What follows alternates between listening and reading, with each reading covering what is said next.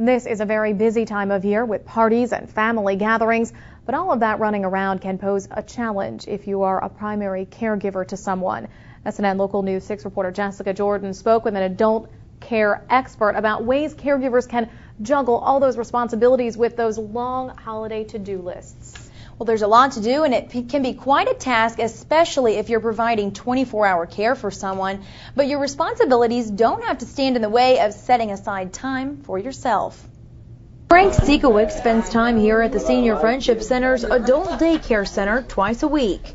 We had clowns sometime, and sometimes singers, different things like that. While he's here, his wife, which is his primary caregiver, runs errands. Experts say it's important for caregivers to take time for themselves, too.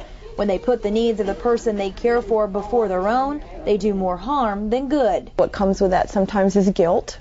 I'm not doing enough. I should do more.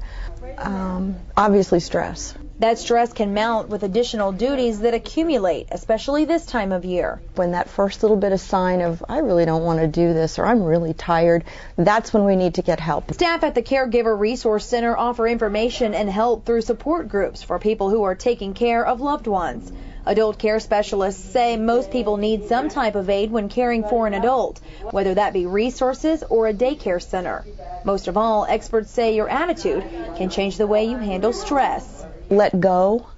Sometimes, we hold so tight that control. I want everything to be perfect. I want my loved one to get better. Sometimes just to let go and say, I can't control this, so I'm going to let it go. We found a few resources for you online. The first website is a link to the Florida Department of Highway Safety and Motor Vehicles. www.flhsmv.gov gives you lists of senior centers, and they're actually arranged by cities and including the addresses and phone numbers for those centers. You can also log on to the second web address for more information about Sarasota's Senior Friendship Center's programs. And Jessica, speaking of those programs, what are the day-to-day activities that are happening there? Well, the staff really sets aside a whole day of activities, from games to even a lunch hour and a snack break for those people going to those centers, so that the caregivers can really get out and run their errands and do what they have to do even for a whole day. Okay. All right. Jessica Jordan reporting for us. Thanks, Jessica.